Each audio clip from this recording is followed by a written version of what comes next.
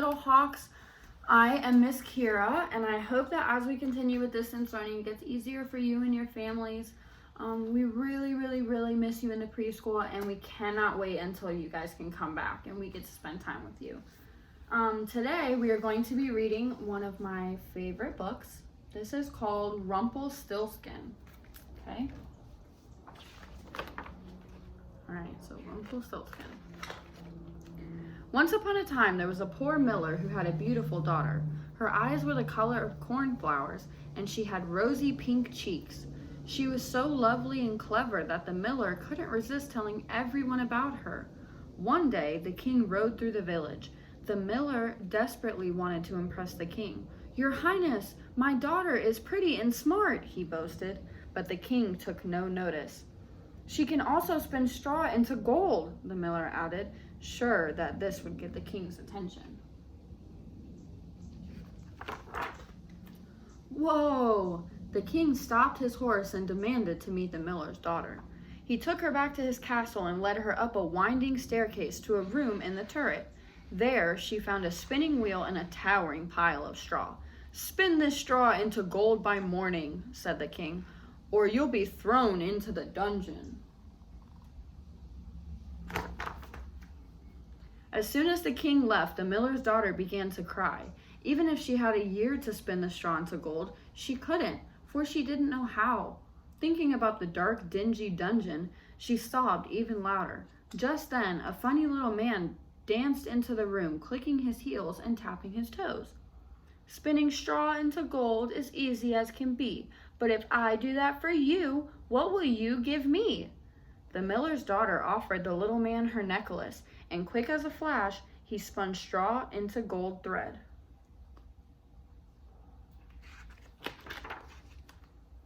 The next morning, the king was so pleased that he brought the girl an even bigger pile of straw. Again, he ordered her to spin it into gold by dawn. Well, she still didn't know how to do it. Sure that she was going to be dragged to the dungeon, the miller's daughter wept. And just as before, the funny little man jigged into the room. "Spinning straw into gold is easy as can be, but if I do that for you, what will you give me?" This time, the miller's daughter gave the little man her ring. Quick as a flash, he spun the straw into gold thread that gleamed in the morning light. The king was so delighted, and once more, he brought the girl a pile of straw so tall that it reached the ceiling. She was told to spin it into gold by sunrise. Once more, the girl cried, and the funny little man hopped and skipped into the room. "Spinning straw into gold is easy as can be, but if I do that for you, what will you give me?" This time, the miller's daughter had nothing left to offer him. He had made her promise to give him her firstborn child. Then, fingers flying and toes tapping, he spun the straw into gold. The king was so overjoyed with the golden thread that he asked the miller's daughter to marry him.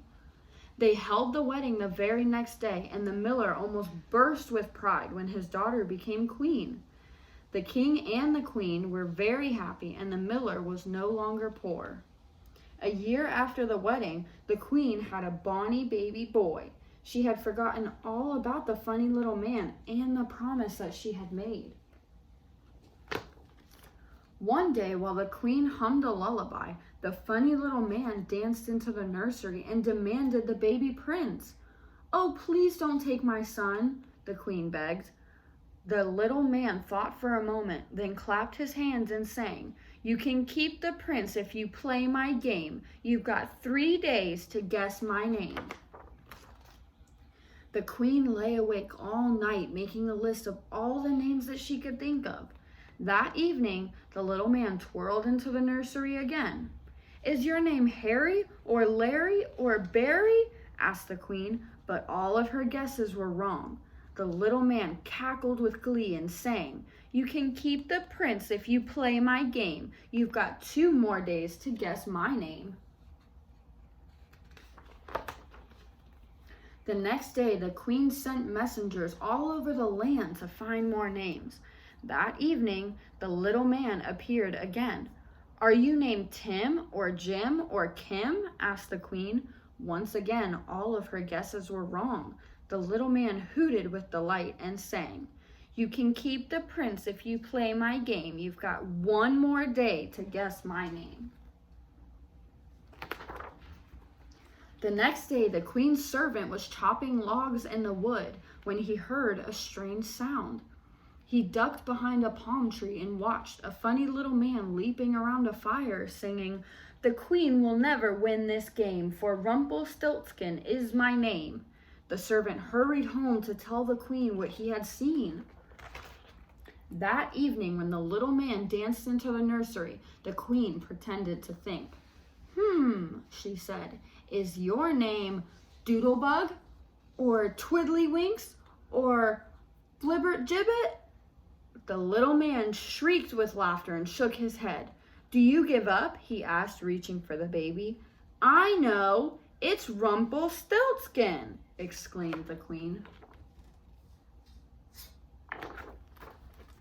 The little man's face turned as red as a beet, and he howled, "Oh, what a shame, what a terrible shame. The queen knows Rumpelstiltskin's my name." Throwing himself to the floor, he kicked his feet and pounded his fist so hard that the boards splintered and split. Rumpelstiltskin tumbled through the floor and was never seen again. The end.